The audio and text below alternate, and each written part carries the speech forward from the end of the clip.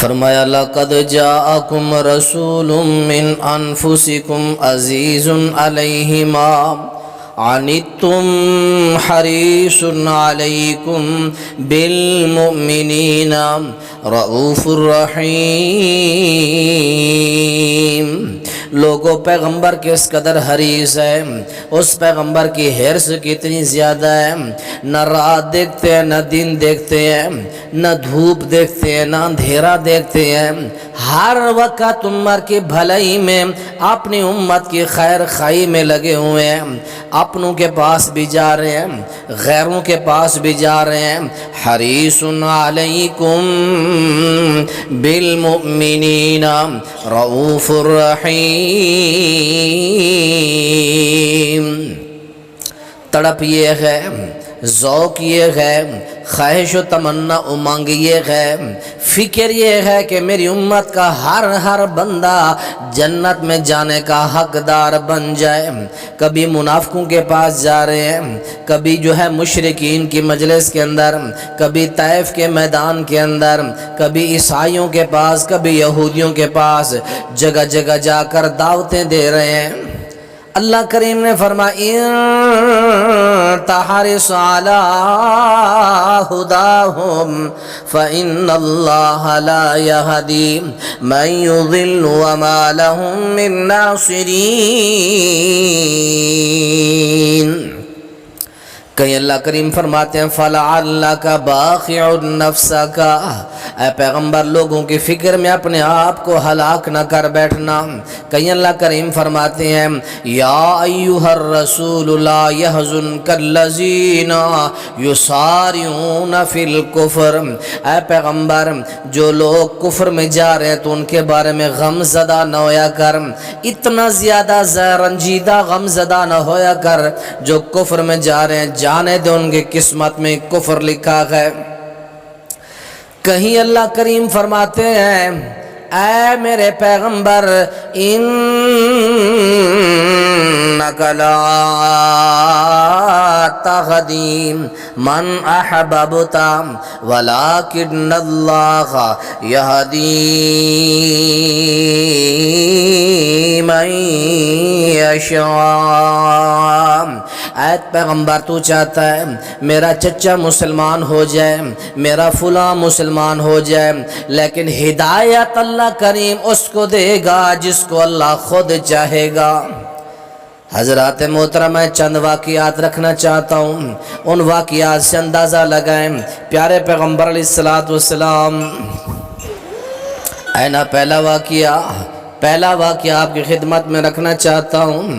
صحیح درجے کی صحیح البخاری کے اندر حدیث ہے، پیارے پیغمبر علیہ السلام کی خدمت میں ایک یہودی بچہ آتا ہے، اچانک وہ آنا بند کر دیتا ہے۔ آپ ان کے گھر میں گئے، وہ بچہ بیمار ہے، اس کے سر کے پاس اللہ کے نبی بیٹھ گئے، سر کے قریب بیٹھ کر آپ فرما رہے ہیں بیٹا اسلم، اے پیارا بچہ مسلمان ہو جا۔ اس بچے نے آنکھیں اٹھا کر باپ کی طرف دیکھا، باپ نے کہا اطیع ابا القاسم، اے بچہ ابو القاسم محمد رسول اللہ کی اطاعت کر۔ اس نے کلمہ پڑھا، کلمہ پڑھنے کے بعد فوت ہو گیا۔ خوشی سے اللہ کے نبی باہر نکلے اور اپنی زبان مبارک سے خوشی کا یوں اظہار کرتے ہیں، اللہ کا شکریہ ادا کرتے ہوئے فرماتے ہیں الحمدللہ الذی انقذہ بی من النار۔ یہ ہے میرے پیغمبر کی حرص، یہ ہے میرے پیغمبر کی خیر خواہی، یہ ہے میرے پیغمبر کی تڑپ، یہ ہے میرے پیغمبر کی امت کے بارے میں فکر کرنا۔ بچہ جو ہے فوت ہو رہا ہے یہودی بچہ، اللہ کے نبی نے دعوت دی، مسلمان ہو گیا۔ آپ نے فرمایا ساری تعریف اس اللہ کی جس اللہ نے اس بچے کو میری وجہ سے جہنم سے بچا لیا۔ سبحان اللہ، کیسا حریص پیغمبر ہے، کیسا فکر کرنے والا پیغمبر ہے، کیسا امت کے بارے میں تڑپنے والا پیغمبر ہے۔ چچا ہے جن کا نام ابو طالب ہے، موت کا وقت ہے، حریص پیغمبر، درد رکھنے والا پیغمبر، فکر کرنے والا امت کی، جاتے ہیں چچا کے پاس، موت کا آخری وقت ہے، نزع کا عالم ہے، ابو جہل بیٹھا ہے، ساتھ امیہ بھی بیٹھا ہے، اللہ کے نبی فرماتے ہیں یا عمی قل لا الہ الا اللہ اشہد لک بہا عند اللہ، اے چچا کلمہ پڑھ کے گئے، کلمہ پڑھ لے، میں اللہ کے ہاں گواہی دوں گا کہ میرے چچا ابو طالب نے کلمہ پڑھا۔ ابو جہل کہنے لگا، امیہ کہنے لگا ترغب عن ملت عبد المطلب، اے ابو طالب اپنے باپ عبد المطلب کے دین کو چھوڑ دے گا۔ ابو طالب نے آخری کلمہ یہ کہا کہ میں عبد المطلب کے دین پر فوت ہوتا ہوں۔ آپ کو بڑا صدمہ ہوا، پیارا چچا ہے جس نے آپ کی پرورش کی، دشمنوں کے سامنے سیسا پلئی دیوار بن کے کھڑا رہا، دشمنوں کے سامنے جو ہے نبی پاک کا دفاع کرنے کے لیے کھڑا رہا۔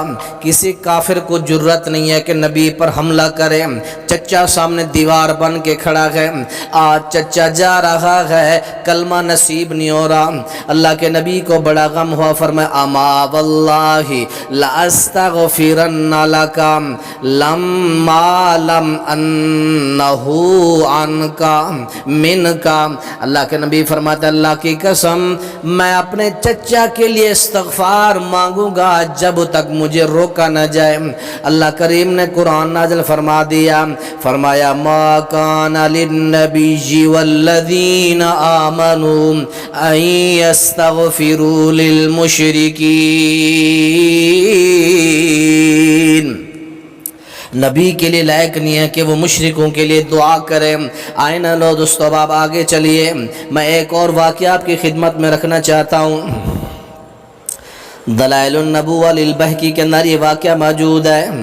رکانہ ایک پہلوان تھے، ہاشمی خاندان کا ایک فرد ہے جس کا نام رکانہ پہلوان ہے، جنگل میں رہتا ہے، بکریاں چراتا ہے۔